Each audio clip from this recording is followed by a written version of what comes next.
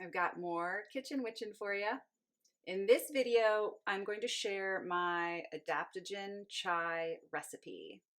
Adaptogen chai. This I used to only make in the fall and winter, and the past couple of years I've just started making it all year long, and I love it, and it helps me feel healthy and vital and well nourished, and we're going to get into why.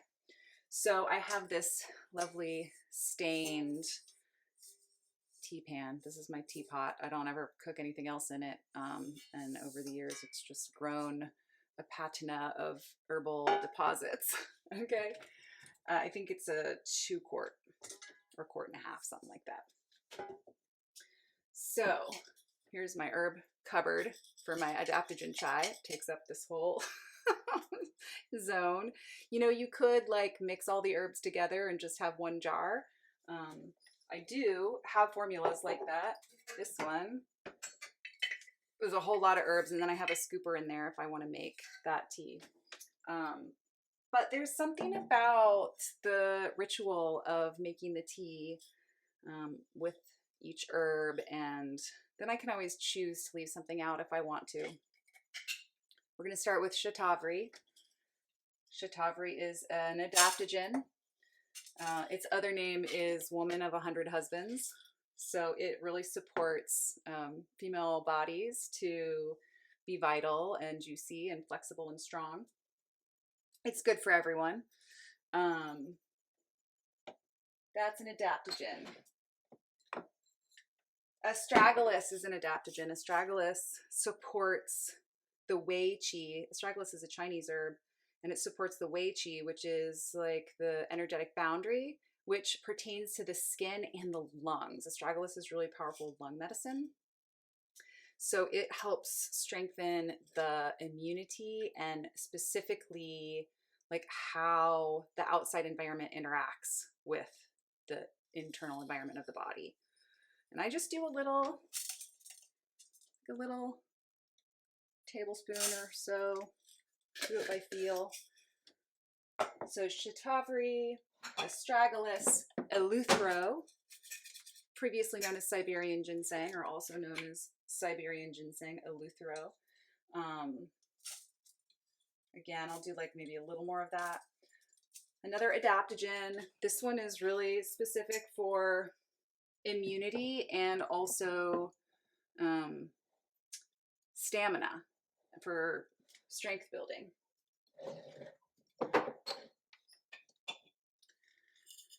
Pau de arco. This is a South American herb. This is a bark, and it is also an adaptogen. Put some of that in there. I like the way it tastes. It's a little smoky. And it is a liver adaptogen, so it supports the liver to be flexible and functional. And it's also an antifungal herb, and so it's kind of drying. So sometimes I might choose to put less of that, but there's another herb that I put in, we'll get to later, that adds moisture and lubrication and helps the body balance fluids. So I kind of balancing the dry pau d'arco with the moistening of the marshmallow root. It's marshmallow root. Spoiler, I'll get there. Okay. Let's see. So I have fennel here. This is not an adaptogen, but it is an aromatic, supports digestion, and it also supports the body to deal with spike proteins. Cardamom is just delicious and wonderful. And all of the aromatics are protective. So whether or not they stimulate the immune system, they all have, because the aromatics are, because they have volatile oils, also known as essential oils, and essential oils tend to be like antibacterial and antiviral. In fact, during the summer months, so I make this pot of tea about once every 4 days, and it just sits on the stove for 4 days. And during the summer months, it's, you know, things go bad if you leave them out, but this tea does not. It doesn't get funky. It doesn't get weird. It doesn't start smelling. It's just like the same. And I think it's probably because of all of the volatile oils and the antibacterial properties.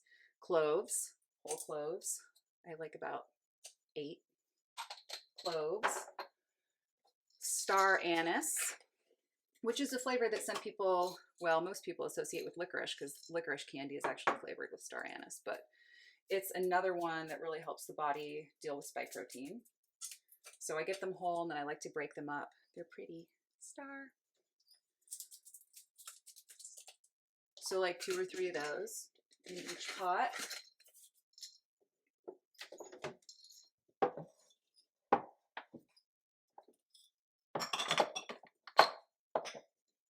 Okay, I like a little orange peel, another volatile oil. Make sure it's organic. Make sure it's all organic. Just a pinch, really, a small amount of orange peel. It can be bitter, but it's also just a nice, bright flavor. Marshmallow root. So marshmallow root is moistening and lubricating and supports the body to balance fluids. So I like to add a little bit of this in to balance out the pao d'arco, as I said. Okay, here's a fun one. This is a Chinese herb, He Shou Wu. It's also known as faux tea, and it is a longevity herb, and this is an adaptogen.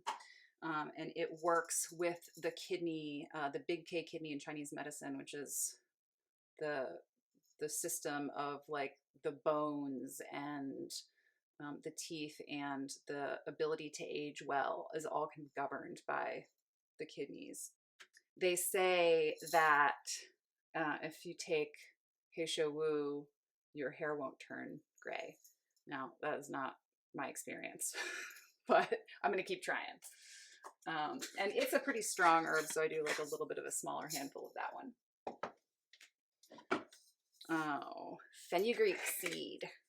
Fenugreek seed is really high in phytoestrogens, and phytoestrogens are really important to have as a regular part of our diet because they fill our estrogen receptors and prevent xenoestrogens, xenotoxins, plastics from coming in and filling those receptor sites in our bodies.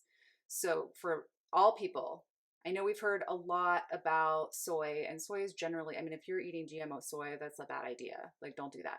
All of the studies that have been done on soy have been done on like processed, modified, probably GMO soy product, which is not the same as eating like traditionally prepared tempeh and miso, which has health benefits when eaten in moderation.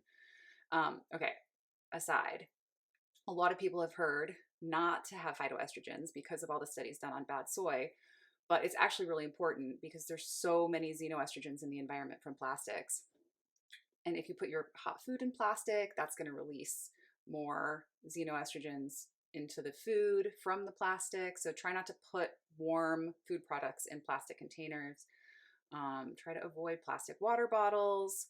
And also, it's just everywhere. It's ubiquitous. So, I mean, can you buy frozen meat not sealed up in plastic? No. So it's everywhere. So the good idea, the good plan is to keep phytoestrogens in as a regular part of the diet. So they're in your system and having a weak estrogenic effect. The phytoestrogens express a weak estrogenic effect in the body as opposed to the endogenous estrogens, which have more of an impact, and the xenoestrogens, which cause cancer. So phytoestrogens are good for everyone. Fenugreek seed is really high in phytoestrogens. It also has a little bit of like a maple syrup vibe flavor, which I like. And sometimes it makes me smell like maple syrup. That's kind of nice. I like it. I don't know. Maybe you think that's weird, but fenugreek seed is also a galactagogue, which means it helps nursing mothers produce milk. So if you are a new mom and you think you're not making enough milk, fenugreek is really great for that. Cinnamon chips, more aromatics and flavor. Nice little scoop of that. I like the chips because the powder gets slimy and the sticks are more than I want in each pot of tea. And the more surface area there is, the easier it is to extract. So cinnamon, rooibos. I love rooibos, red bush tea from Africa. I learned only in the last year or so that rooibos has 100 times more antioxidants than green tea. So everyone's all excited about the antioxidants in green tea. Green tea has caffeine.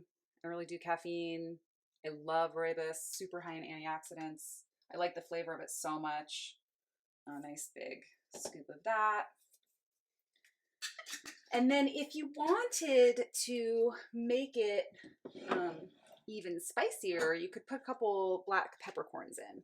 I stopped doing that. I found it was a little too much heat for my system, but black pepper is a traditional spice, chai spice. So you could try the black peppercorns, like maybe 5 black peppercorns in a pot like this.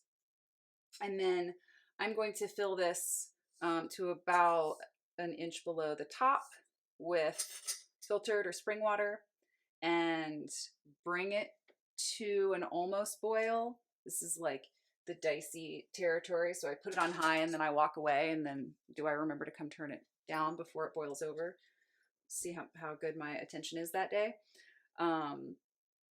So get it hot, turn it on low, and simmer it for at least 20 minutes. I usually end up simmering it for like 2 hours. That's how I like it.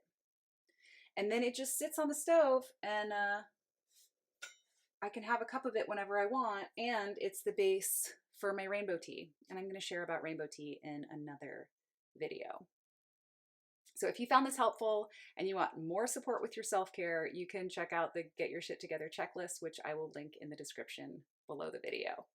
I hope that you enjoy learning about adaptogens and adaptogen chai and all of the health benefits here, and blessings on your way.